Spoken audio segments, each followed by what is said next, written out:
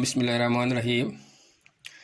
Class 8 के बच्चों, आज हम जो क्वेश्चन लिख रहे हैं इस हमारे सब्जेक्ट का और पोस्टस, आपको पता है जो हमको टॉपिक पढ़ रहे हैं और रूलिंग द काउंटर साइड, इसी की जो क्वेश्चन है आज का जो क्वेश्चन है वो इस तरह है। How was the Mahalwari system different from the permanent settlement.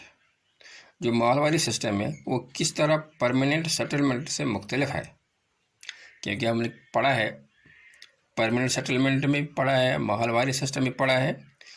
तो हम इसी क्वेश्चन का आज एलाबरेट करेंगे। देखो बच्चों, in Mahalwari system collectors went from village to village inspecting the land, measuring the fields and record the customers and writers of different groups।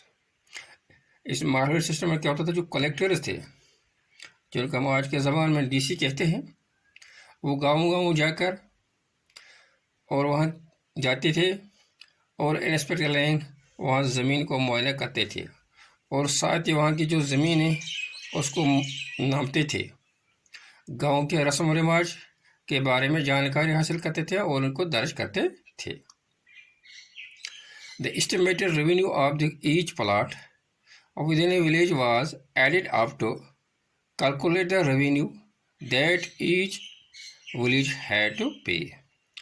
तो अब वहाँ गांव में जाते थे, एक खास ज़मीन के मॉडल को एक लेते थे और इसी से कैलकुलेशन करते थे कि इस ज़मीन में कितनी पैदावार निकलेगी। तो इसी पैदावार के हिसाब से गांव वालों को, पीजेंट्स को रेवेन्यू देना पड़ता था। यानी एक ख़ास प्लाट की ज़मीन को लेते थे, उसी को मेजरमेंट करते थे, इसमें कितनी पैदावार निकलेगी, तो इसी पैदावार के हिसाब से गांव वालों को फिर यह रेवेन्यू देना पड़ता था। Village headman was given the charge to collect revenue.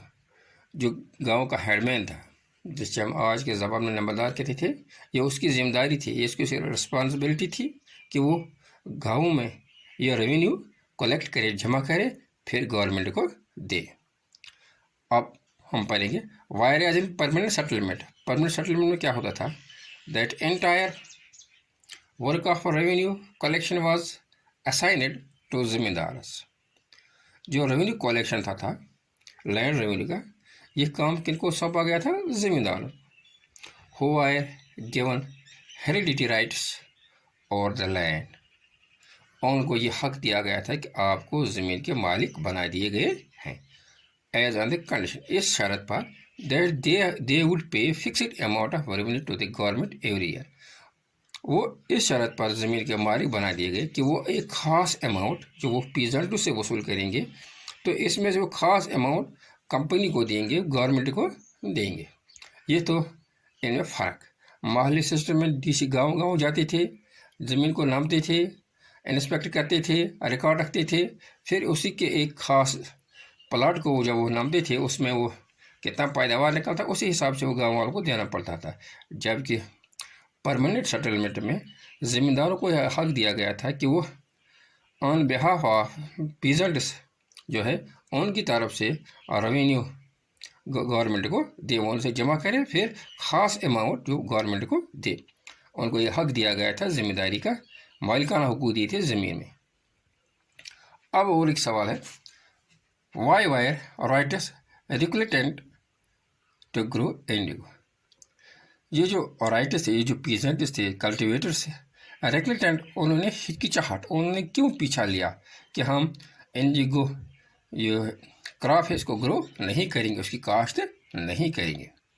Writers were given the loans to grow indigo and were forced to sign an assignment. आपको पता है जो राइटर्स थे उनको एग्रीमेंट पर साइन करना था जब वो लोन देते थे। अगर वो साइन नहीं करते तो उनको ज़बरदस्ती साइन करना पड़ता था।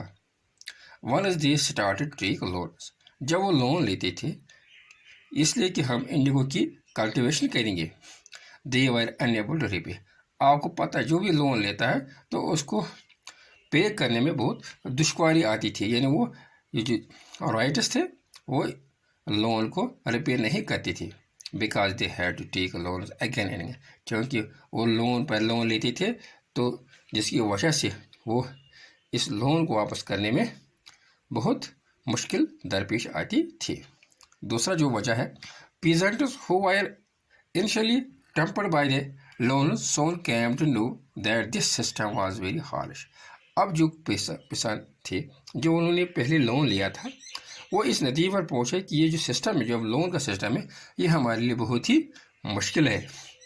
The price which the got for the Indigo the produce was very low and the cycle of loans never ended. देखो बच्चों, अब ये पीजर्स इस नतीजे पर पहुंचे कि हम जो लोन लेते थे इसकी जो अगरचे रेट कम थी, लेकिन जब वो इंडिगो कल्टिवेशन करते थे, जब वो मार्केट में लाते थे तो उसकी जो प्राइस है वो बहुत ही कम होती थी, यानी उस पर खर्चा ज़्यादा आता था, तो इसकी जो प्राइस मिलती थी वो बहुत कम मिलती थी। नतीजा ये होता था कि वो दोबारा लोन लेने पर मजबूर होती थी। इसकी वजह यह है कि जो साइकिल ऑफ लोन है वो कभी ख़त्म नहीं होता था। नतीजा ये हुआ कि उन्होंने बाद में इस इंडिगो क्रॉप की कल्टीवेशन करने से टोटली इनकार किया। डियर स्टूडेंट, ये आज का था लेसन। उम्मीद है आपको अच्छी तरह से ये जहन नशीन हो चुका होगा। तो इंशाल्लाह कल हम दोबारा दूसरा लेसन पढ़ेंगे। थैंक्स।